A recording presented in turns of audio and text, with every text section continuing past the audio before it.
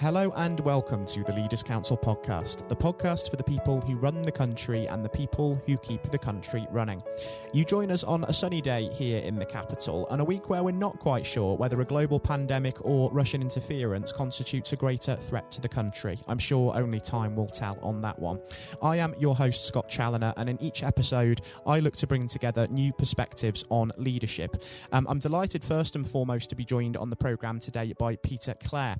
Peter is the Managing Director of Environmental Crop Management, a company which provides agronomy services to farmers, helping them manage crop health with minimal environmental disturbance, while also delivering high yields. Later on in the programme, we'll also be hearing from former Education Secretary and Leaders Council Chairman Lord David Blunkett. But for now, Peter, very warm welcome to you, and thank you ever so much for taking the time to join us. My pleasure. It's a real pleasure for us having you with us as well, Peter.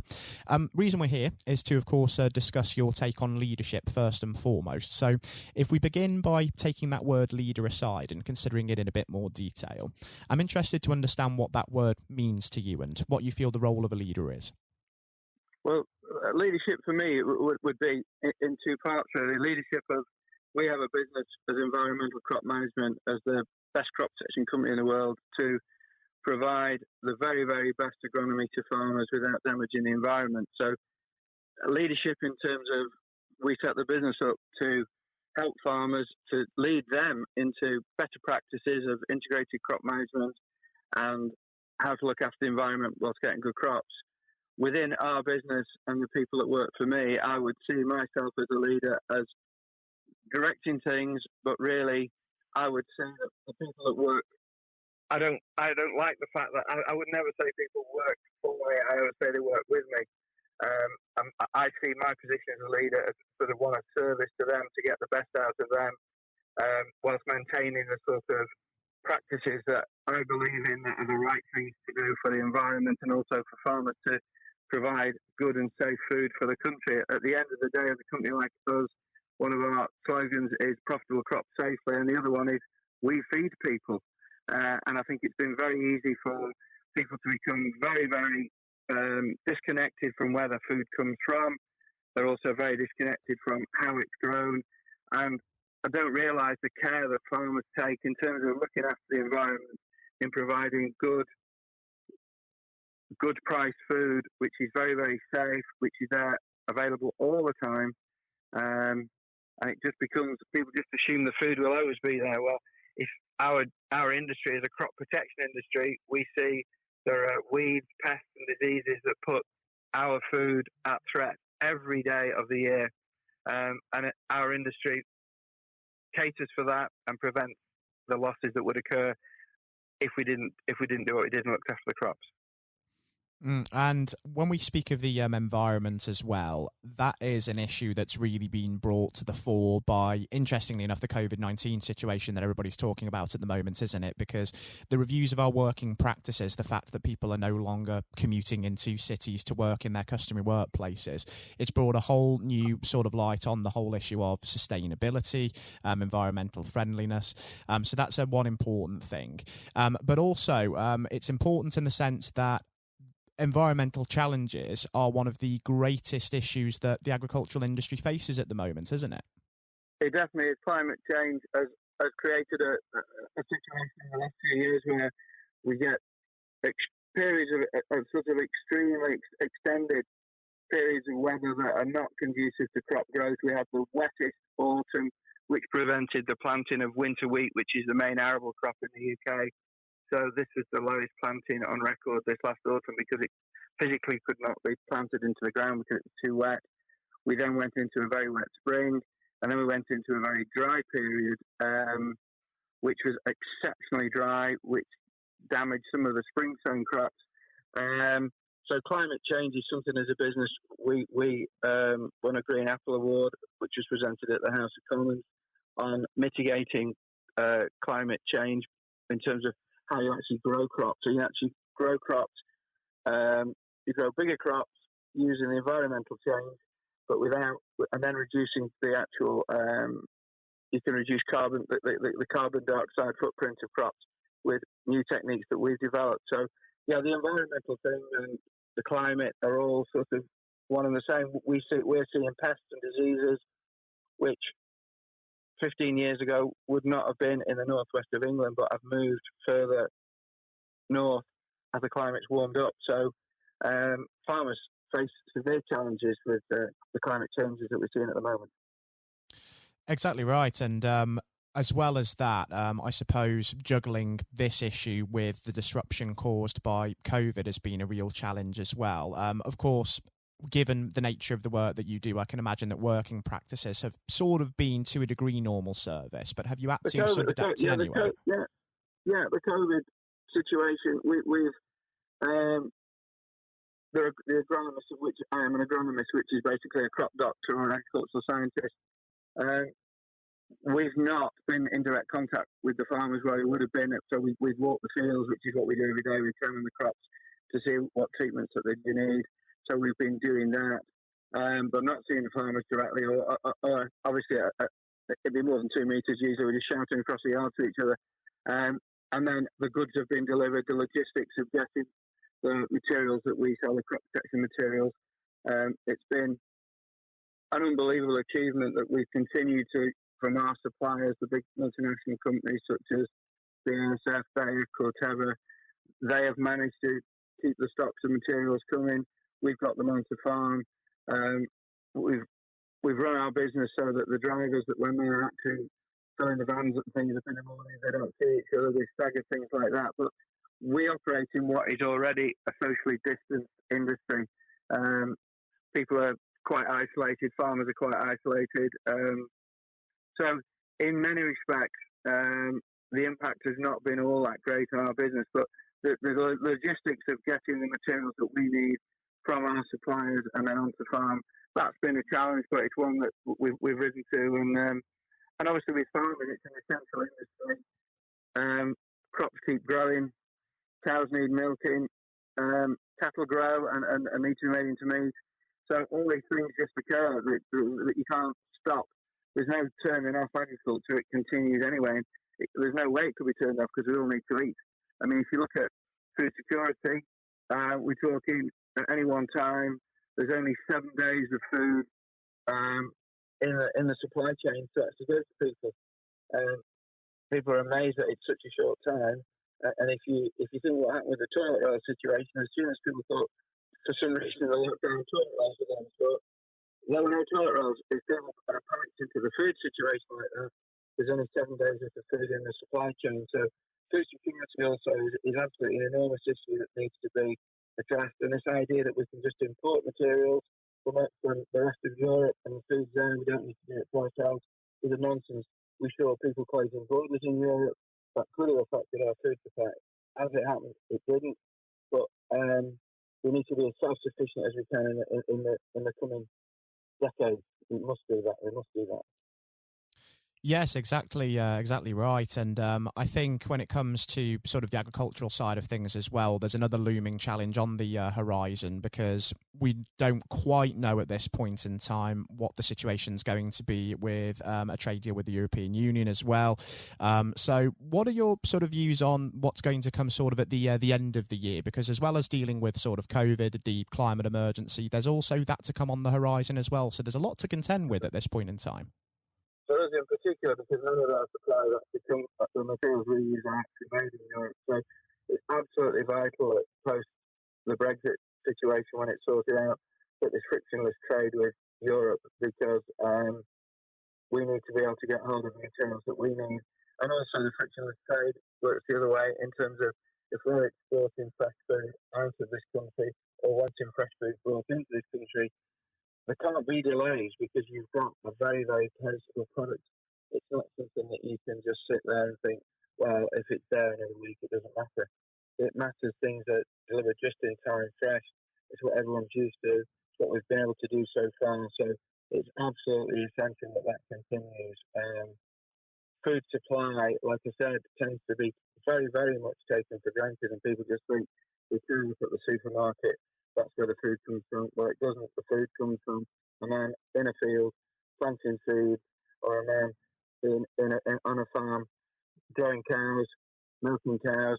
It's a long-term process with perishable products. So we've become far, far too complacent about where our food comes from, and food security in the context of Brexit is absolutely vital. You've said, of course, on a couple of occasions already that agriculture can't just be turned off. It's a key industry because people do need to be fed, of course. But when you have to contend with so many different challenges of such magnitude, especially all at one time, how easy is it just to sort of take stock and process things and then get ready to tackle these issues? Because I can imagine just taking a moment to pause in itself can sort of feel quite a challenge in itself. Well, I think the one thing that you've got with agriculture and with farmers and the people involved in the agricultural industry, basically because we're so used to the unpredictability of the weather. Forget climate change; we live in an unpredictable. We are very, very sort of flexible and resilient people. So, in general, we deal with these things, but the frictionless trade, which is going to be set by politicians, and this idea that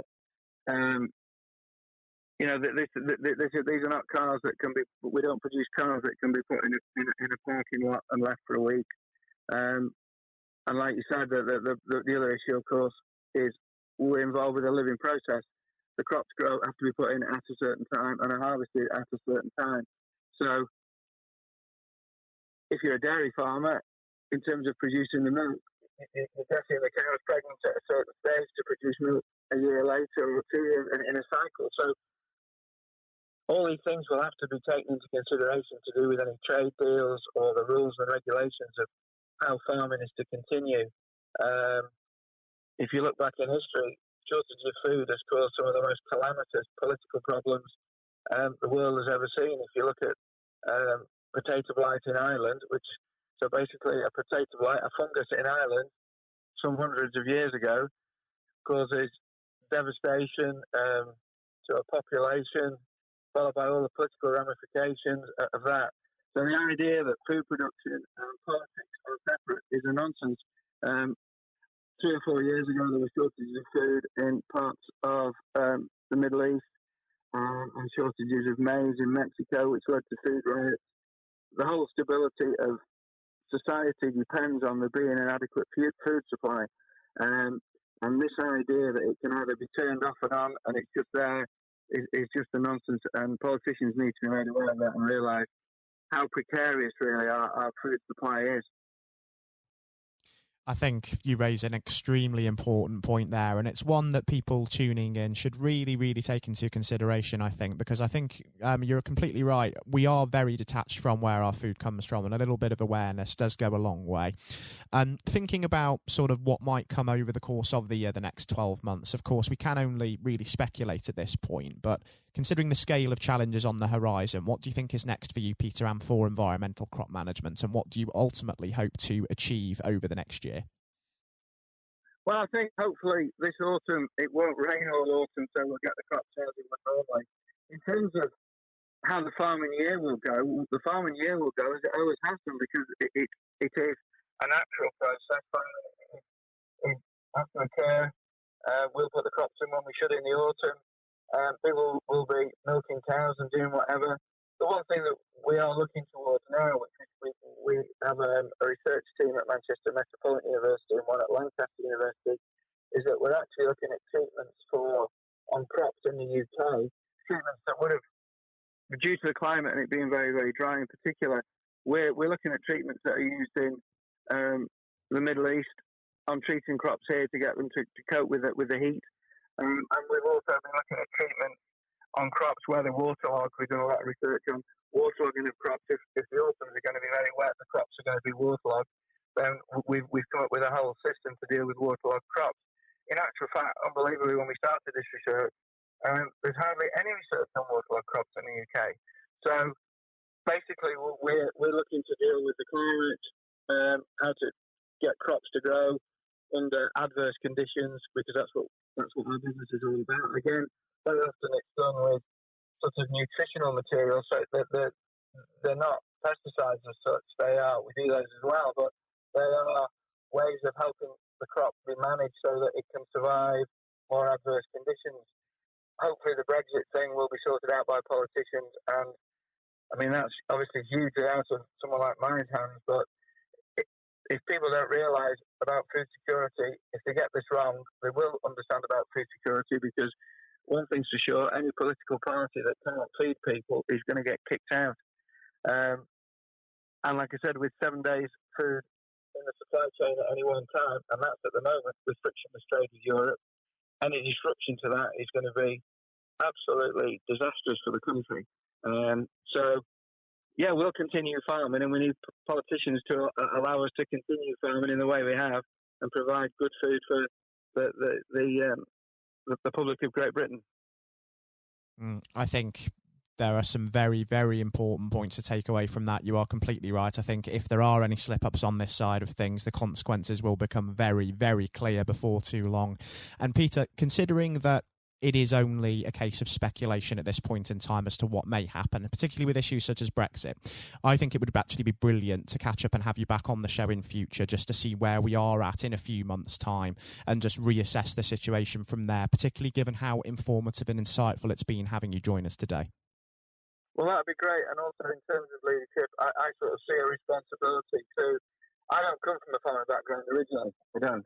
I've done this job for 40 years. And understand how the sort of non-farming community see the world, and some of the misconceptions that they have need to be they need to be educated. It's not a matter of us and them, it's a matter of, in terms of leadership, it's a matter of someone like me getting across to people and going, you've only got 7 days food, it occurs like this, we have to look after the crops in such a way to provide food. If you didn't do this, you'd have no crops because they'd be destroyed by weeds, pests or diseases, which in other parts of the world that aren't fortunate enough to have the technology that we can use happens. It always annoys me because we've been talking for about 15, 20 minutes, and during that time worldwide, something like 100 people have died of starvation. Now, we don't get hit with starvation in this country, but somewhere in the last 15 minutes that you and I have been talking, 100 sons, daughters, children have died, and for their families, that is catastrophic and really matters. We are so fortunate that that's not something that ever really besits us, and it's not a problem we have, but we need to make sure that food security is maintained with all the political jargons that will go on with Brexit, because if you've not got food, you've not got society. Exactly right, and it's an incredibly thought-provoking message for anybody tuning into this, and one that I hope those in power will certainly heed, Peter, for sure. It's been a real pleasure and a very, very insightful experience having you join us today, I must say, Peter. And most importantly, until we do speak again in future, hopefully, please do continue to take care and stay safe with all still going on in the world as well. Thanks for the opportunity to put across what we do in farming. Thank you. It's been a real pleasure, Peter. Thank you for joining us. I was speaking today to Peter Clare, Managing Director of Environmental Crop Management. And coming up next on the programme today, I'll be handing over to Matthew O'Neill for his exclusive interview with former Education Secretary Lord Blunkett, who is today an active member of the House of Lords, Chairman of the Leaders' Council of Great Britain and Northern Ireland, and a prominent former Labour MP and Secretary of State. I hope that you all enjoy listening just as much as Matthew relished the opportunity to speak with him, and all of that is, of course, coming up next. Lord Blunkett, welcome. Thank you very much. It's very good to be with you. Well, of course, nothing is being said at the moment other than COVID-19, which we must touch on. What would your message be to small businesses who are trying to keep going? Well, I think the last ones standing will be the ones that thrive when we get back to some sort of normality. So it's have confidence and courage. Obviously take advantage as far as you can of the government help. I think that Rishi Sunak, the Chancellor, has gone about as far as you could have expected. In the circumstances. There are obviously small businesses that fall between the cracks. Those who don't have defined premises, can't benefit from the business rate waiver, have not really been able to demonstrate that they can adhere to the PAYE for furloughing staff, and of course whether they can receive the grant, 10,000 or 25,000. All of those who can are obviously able at least to benefit from that for the time being and look to the future. But I think the second thing to say, and they don't need me to tell them this as a politician who did once do a business studies qualification, which is that it will be a different world, and being able to think about how that world will look in a year's time and be creative about it and learn from not just what's happening to you at this moment in time, but to others around you and the sector that you're working in, that will be really important. Do you feel that the long-term effects of the COVID-19 outbreak will in some ways be positive for British industry? Well, only in the sense that people are having to be creative, they're having to adjust and innovate. Therefore, they're thinking about more productive, if you like, greater productivity ways of delivering the same service or delivering the same products. And in that sense, I think we'll have temporarily at least very much higher unemployment than we've become used to, but we'll probably have a burst of productivity, which will help with the recovery. Whether it will help with the inequity of the way in which our economy is imbalanced, both between services and productivity and the production of goods and services, I'm not sure. What we will need to try and do is to ensure that the geographic imbalance that exists is, as far as humanly possible, is dealt with by both the entrepreneurship and innovation from the bottom up and targeted government help, which will still be needed. And we are now in the throes of the kind of borrowing that we saw back in 2008 to save the banking and economic system. We're having to do that to save the whole of our productive business and commerce, and I think that will have to be sustained for some time. Do you feel that people will take a second look at global supply chains in the wake of this outbreak? I think there's going to be much more creative ways of using local supply and linking up inside sectors much more effectively. And I hope that the Leaders' Council will be able to play a part in that, in the sense that people who have something in common, a synergy in terms of what they're delivering, whether it's a service or whether it's manufacturing or whatever, will be able to see that there's a good outcome from knowing the sector better, linking with people, not just geographically, locally, but those in this country who may not have been on the radar in terms of what they produced for the supply chain. And of course, ensuring, because there's quite a lot of fraud going on as we speak with people getting into cyber attacks, that they'll also take account of going into the cyber security side effectively as well. The more we are online, the more people who are working from home, the more vulnerable those businesses and their supply chain become. And that's something to think about as well. How important is strong leadership at the moment? Well, I actually think that it's brought to the fore leadership in a whole range of areas, from obviously government itself, and there's been ups and downs with the Prime Minister's severe illness, but all the way through the public and private sector, people have, to use the jargon, stepped up, and they've shown local, regional, and national level the kind of leadership that Britain historically was very good at. Regrettably, we've not seen the same on the international scene for all kinds of reasons, but maybe we will in future. So I think out of this will come experience of people who have seen an opportunity to do good, as well as seen an opportunity to provide a good service or goods, including, for instance, shortages for the health and social care system, the food chain and the like, but also I think in terms of seeing the synergy between the private and the voluntary sector and using people's commitment to each other in a very positive way. I'm not sentimental about this. Things will revert, but actually I think there's a kind of moment of moral judgment of people feeling that they've got a role to play outside the immediate survival that they're engaged in, And if we can hang on to a little bit of that social responsibility, that will be a very positive outcome. Absolutely. Now, what's your broad view of how the government is responding to this? Are you broadly supportive of their measures? Well, it may surprise people to hear that I have been very supportive. Of course, there's been legitimate criticisms about the speed of response on protective equipment and on issues relating to testing. But my own view is very similar to the challenge that was made to the Prime Minister of Italy when people said, why didn't you close Italy down faster? And he said, a fortnight before we did it, I would have been considered to be a madman and nobody would have agreed to do it if I'd tried to move too quickly. And I think that's something that we need to reflect on here in the UK. We may have seen the signals elsewhere across the world and taken them more seriously at the time. Hindsight is a wonderful thing, but as someone who's had his life in the opposite political party to the present government, I think that with some hiccups and mistakes, they've not done a bad job in what has been incredibly difficult circumstances.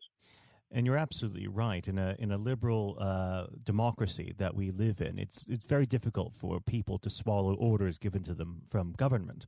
Well, the UK and the US, and to some extent the Scandinavian countries, have a very different history and therefore interest in maintaining the freedom to decide and the persuasion and consent that's required. Those countries that have experienced one way or another totalitarianism over the last century have a slightly different way of coming at this. I don't want to exaggerate it, but I think that that's why getting the balance right of getting people to go along with what you want them to do in their interests as well as the nation as a whole is a sensible, proportional balance. And I think we now need to adjust to the coming out of the crisis gradually, readjusting to recovery in the same way. Now, something you've mentioned recently on this balance is the police overreach in the enforcement of the COVID-19 structures that have been put in place. What have they done right, and where have they gone too far? Well, I think that they were interpreting what was not necessarily as clear advice as it might have been for all kinds of reasons, because people were feeling their way. I think what's come out of it has been a demonstration by local police services in some parts of the country that they could get people to do what was needed without the heavy hand of drones overhead or people being told that they shouldn't be walking in the street, because this was all about self-isolation, not incarceration. It was about getting people not to pass the infection on to each other and therefore to provide distance rather than to make our lives a misery. Those police services that adopted that policing by consent and chivying people along did really well. Those who went over the top, I think, soon got a very substantial pushback. And one of the strengths of our democracy is that you could have that debate. People could say, I'm terribly sorry, we think the police force in our area has gone over the top. And that in itself is a constraint and a readjustment. That's another strength of living in a country where you can have opinions and express them without actually being thought to be a fool. Now, of course, the government has faced criticism that they were slow to react, and Boris Johnson wasn't present at the early COVID-19 COBRA meetings. Now, Number 10 has claimed that this is normal practice. The health secretary often chairs COBRA meetings related to health. Does this tally with your experience as a Secretary of State, or would you have expected the PM to be more hands-on during the initial stages? I think different prime ministers do have a very different style. And Boris's style, which I think will now be considerably adjusted, was very swashbuckling. In some senses, delegating is a good thing, as every leader of every business or public service knows. Those who try to pull too much into themselves end up with a massive bottleneck, great failure of trust, and the inability of people to show what they're worth and to demonstrate their capability. So I'd be very wary of jumping in and saying he was wrong to delegate the essential COBRA meetings. What I was surprised about was that he didn't chair the first couple, because my experience with Tony Blair for the 8 years I was in cabinet was that Tony was a great delegator, but he would get a grip to begin with, watch what the difficulties were, and then give people direction and confidence to be able to get on with it. So looking back, I think Boris himself probably thinks, God, I wish I'd spotted the signals from elsewhere in the world more rapidly, and I'd just been there. However, this also raises another issue. All of us in positions of leadership need good teams around us. I think after this is over, he will be assessing those who really did step up and those who demonstrated their inadequacy. I think we'll probably end up in a year's time with a much stronger cabinet than we have today. Well, absolutely. And of course, we've seen a significant drop in the visibility of certain special advisors like Dominic Cummings during this entire period. So it'd be interesting to see how that pans out. Well, it's certainly readjusted the role of those behind the scenes with those who should be taking the decisions, having received advice. Obviously, there's been a complete transformation in the profile of experts, if I might use that term, who'd previously been denigrated. Scientists, medics, people with behavioral science understanding. My only criticism was, were we getting wide enough advice? Were we narrowing it too much to a couple of key centres in London? But that's because I've always been adverse to everything being London-centric. I think there's great expertise, wisdom, experience out in the sticks, and we should use it. Rightly so. Now, was pandemic planning part of your time as a minister, particularly perhaps when you were Home Secretary? Well, it was, but it was on the back of risk arising out of counter-terrorism measures. Right. I was the Home Secretary for 3 months when the attack took place in September 2001 on the World Trade Center and beyond. We did an enormous amount of scenario planning, both desktop and real. On the back of that, it was very heavily orientated to future developing terrorism risk. I certainly got involved with talking about pandemics. I remember being at a seminar in Edinburgh where the university there had done a lot of work itself on the issue of pandemics. And of course, we saw SARS and other things emerging. I think people criticized the government for not picking up the report from 2015, 5 years ago. I think that what happens is human nature kicks in. You deal with what you're immediately faced with.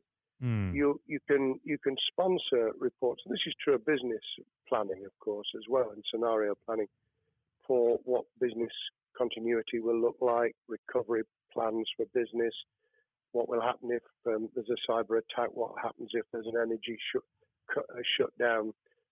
These kind of things you can look at, but you're immediately turning your eyes to what's in front of you. And had we picked up a bit more on the danger from Ebola and SARS and what have you in the past, then we might have said, what if something hits us in the developed nations that we don't have a vaccine for, that we can't immediately whisk up protective materials or equipment, or for that matter, medicines that help with recovery, all of which we now see are a danger. I think this will make an enormous difference to the planning for the years ahead. I hope it will be widened so that we don't just look at what's happened, but very rarely do you see something exactly repeat itself. Some of the circumstances will be, but others won't. So that's why I've put emphasis in what I talk about on looking at the other virus, the cyber attack scenario, which could be just as dangerous in a world of just-in-time provision. One of the miracles of the modern developed world, except for the very poor, has been the distribution of food. A lot of it on computerized, technologically advanced systems. if that were to come down, we'd be in real trouble. So I think we need to think those sort of scenarios as well. So have a full plan across both sectors, biological warfare, pandemics, and cyber warfare. Yes, and to do so on different levels. I think, again, thinking global but acting local, we need a lot more to think about what would happen if something took shape that actually broke down those national and global chains and how we would cope. And without, obviously, we've got enough fear and anxiety to last a lifetime. Without creating even more anxiety, we can think about those things for the future in a more rational way, I think. Now, aside from the physical threat of the virus, one of the things that people are vastly worried about is the effect on the economy, not just national economy, but also the world economy. Now, it has been said by certain parties, and I'd like to garner your thoughts on this. Is there a danger of the effects of the lockdown being even worse than those of the virus? Were it be prolonged, I fear that balance would tip the other way. It is about proportionality. It is about balance. It's the wisdom of Solomon, really, to get the moment right when you start to move and then to move quickly. There's no doubt whatsoever that we are stocking up, not just on the economic and employment front, which will be devastating enough, but on the health and social well-being front, enormous challenges, and they will need careful handling because there's a lot of people whose lives, for a variety of reasons, are at risk in the future on a scale that we've been dealing with over the immediate handling of the pandemic, concentrating really hard on those affected by COVID-19, those sadly who have died or been seriously incapacitated. That will roll over into the economic, the social, the mental health and cultural well-being of the nation, and that will need all of us to pull together as well. Absolutely. Now, do you believe the government's doing enough for business? I think that the speed of reaction once the scale of the pandemic was clear was very good. I've praised Rishi Sunak for his action. Remember, a chancellor who only just come into office was planning to deliver the budget in the middle of March and has had at least three equivalent budgets since. I think he's handled it very well. Understandably worried now about what we're doing to our economy. The level of borrowing is sustainable because of low interest rates, but it reaches a point, of course, where it tips over so that you can't then do the kind of structural investment requirements that the government were laying out before and in the March budget. And those will have their consequences as well as a planned payback over many years. I think we've learned something over the last few months. We needed to take immediate action. We don't want another round of austerity equivalent from 2010 through to 2019. I don't think the nation, on the back of what's happened and the challenges we have, could take that. And therefore, we need a different plan, economic plan, over a much longer period, just as we did from the Second World War all the way through to 2002, when the final American loans were paid off. Now, of course, one thing that's on everyone's lips, how much longer do you believe that the lockdown can go on for? I believe that we need to be substantially back in action as an economy in June. This obviously is led in terms of places where people would meet in large numbers, having to adjust to the fact that it will be longer for them. And sadly, that will involve business closures. It's why the Chancellor extended the furlough scheme to the end of June. Mm-hmm. But unless we get things moving in June, I think we'll run into the summer where all kinds of services and industries will have a chain reaction effect, and what happens with one will then have a major impact on another. And then you get the skittle effect, where things get knocked down that you hadn't perceived were going to be affected. So I very much, if I were in government, and I always think of things in that context, what would I do if I were in government? I would be on the side from the second week in May, on the side of the hawks, in terms of saying we've got to start moving, and we've got to do so with the collaboration and cooperation of the public, who have got the message, who did behave, who responded magnificently. Let's try and get back, perhaps, doing things differently for a time, but substantially getting back to business as usual. And unless we do that, then those areas that can't and wouldn't expect to be back in action immediately get pushed further into the middle of the year and the autumn, and then they become unsustainable. Now, of course, one of the other major developments we've had recently are the changes in the Labour Party. So if we could just speak on the Labour Party for a while. This might sound like an obvious question, but how does Secure differ from Mr. Corbyn?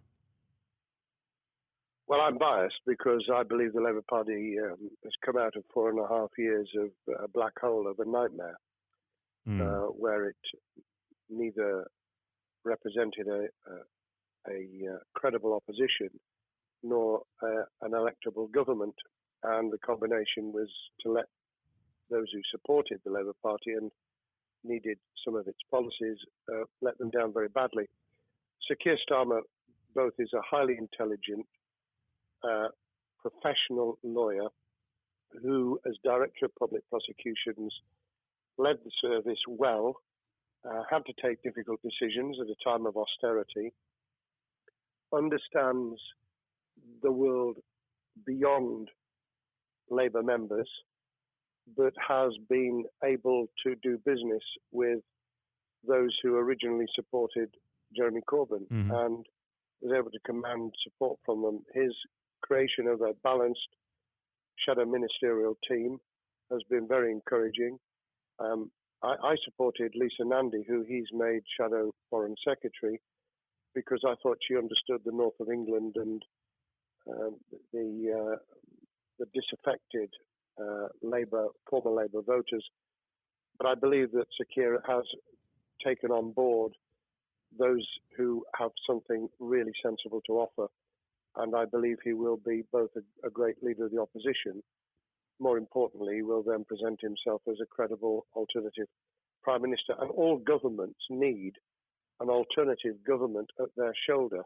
It was true of us from 97, and it took the Conservatives some time to recover and to get to that position, but they did, and the Labour Party will, and that's crucial for our democracy. All of us need to understand and appreciate that a living, breathing, functioning democracy requires a credible, confident, and in many ways supportable opposition, as well as a government that we clearly want to do well, because none of us want, as we didn't with the COVID crisis, none of us want the government to fail.